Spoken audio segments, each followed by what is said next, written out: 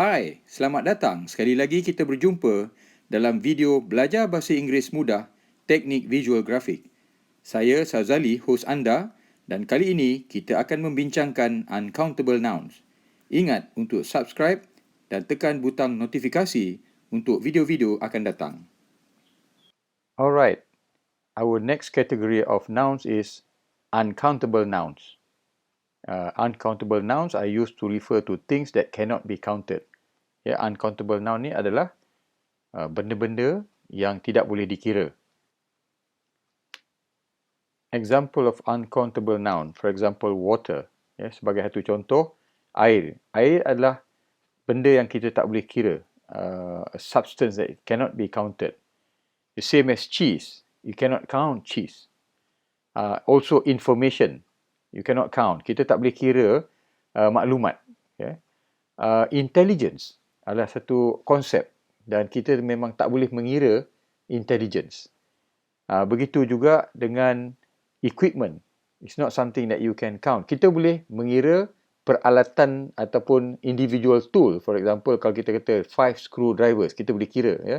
Tetapi peralatan adalah satu konsep dan kita tak boleh kira dia. Begitu juga dengan garbage. You cannot count garbage.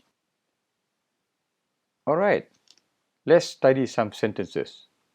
Sentence 1, there is no more water in the pond. If you study this sentence carefully, you will notice that the usage of the word is or the verb is often confusing to a lot of people. Because when we think about water, we think of the volume of water. Therefore, a lot of people will say there are no more water. So, thinking that water comes in a big volume. But actually, water cannot be counted. So, because it cannot be counted, you have to use the singular verb.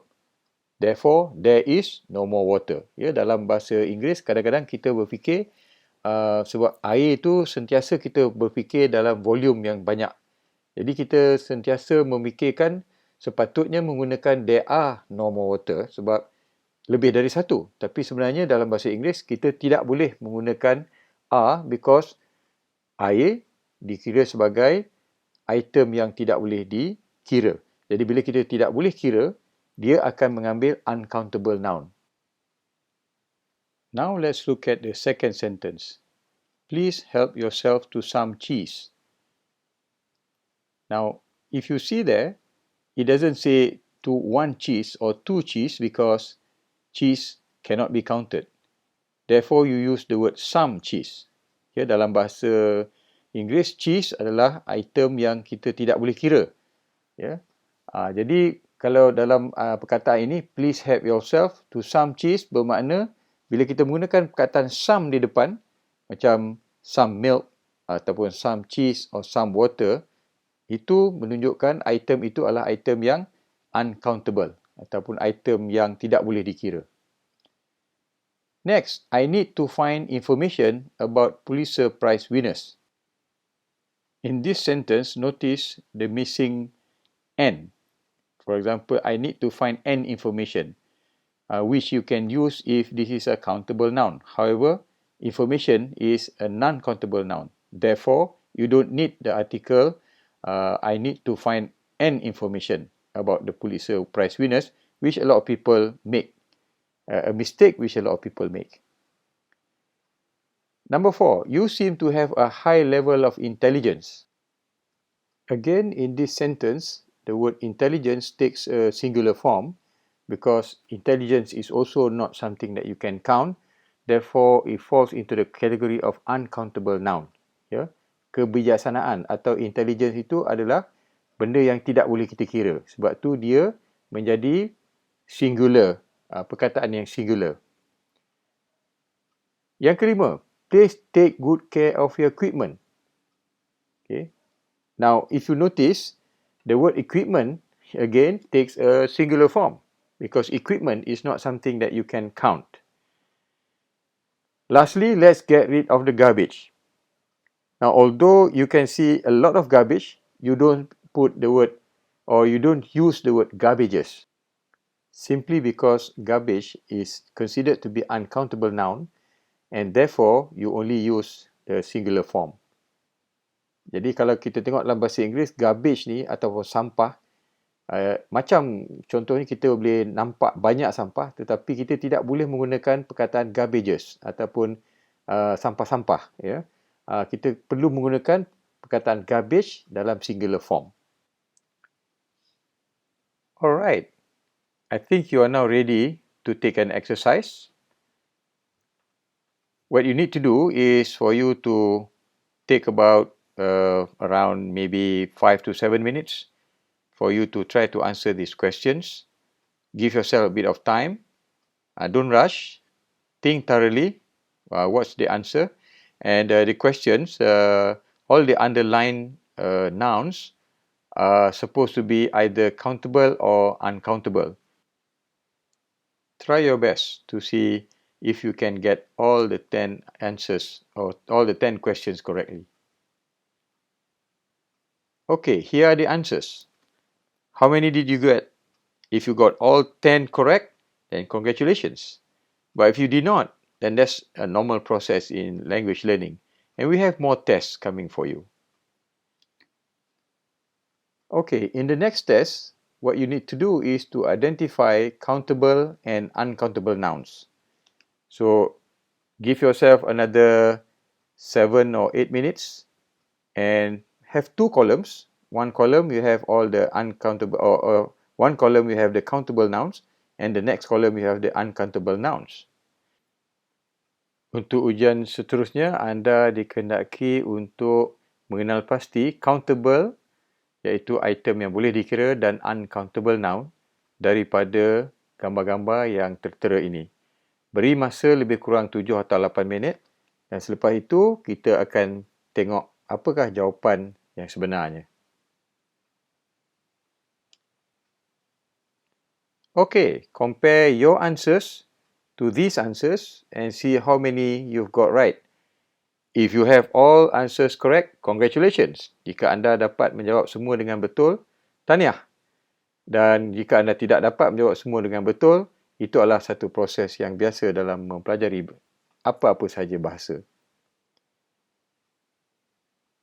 Seterusnya, kita akan memahami tentang countable versus uncountable nouns. Okay, we need to understand the difference between countable and non-countable nouns. The summary is here that number one, countable nouns can be counted with numbers. For example, you can say one bottle, two bottles, or one house, two houses, or three houses, one aeroplane, two aeroplanes, and three aeroplanes. So, kita boleh mengira dan kita boleh letak nombor di hadapan unit tersebut, barang tersebut. Sebagai contoh, one bottle ataupun three bottles. Kita ada nombor di depan tu untuk menentukan bilangan. Sedangkan untuk uncountable nouns, for uncountable nouns, we cannot put numbers in front. For example, you cannot say one sugar or three waters. Ya, kalau dalam uncountable noun, kita tak boleh kata two sugars ataupun three waters. Sebagaimana yang tadi kita boleh buat dalam countable noun. Seterusnya, countable nouns can take both singular and plural form. Yeah. For example, in the singular form, you have the word cap. In the plural form, you have the word caps. Or you have the word camera in singular and cameras in plural. Ya, dalam bahasa Inggeris, kalau benda itu countable, dia boleh mengambil dua-dua bentuk, iaitu bentuk singular ataupun bentuk plural, lebih dari satu. Singular satu ataupun plural lebih dari satu. But in the uncountable nouns, you only can use the singular form. For example, you can only say water. You cannot make it plural and say waters. Or milk does not become milks. Or sugar cannot become sugars. Ya, dalam uncountable noun atau benda-benda yang tidak boleh dikira, kita tidak boleh menambah huruf S di hujung untuk menjadikan dia plural atau lebih dari satu, seperti mana contoh waters ataupun sugars ataupun salts. Ya. Seterusnya, countable nouns can be made plural.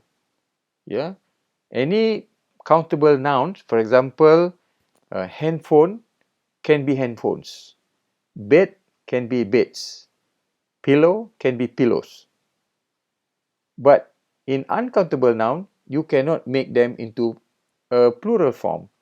Just like what we mentioned earlier, salt cannot become salts.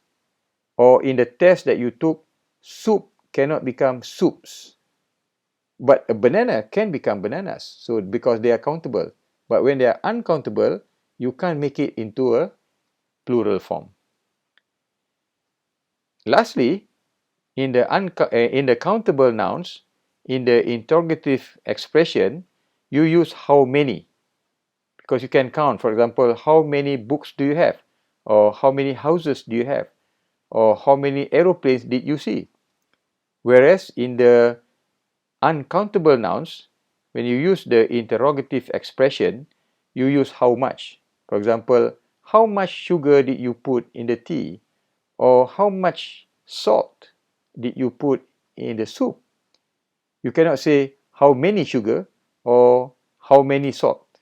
That is just the wrong expression when you want to use the uncountable nouns.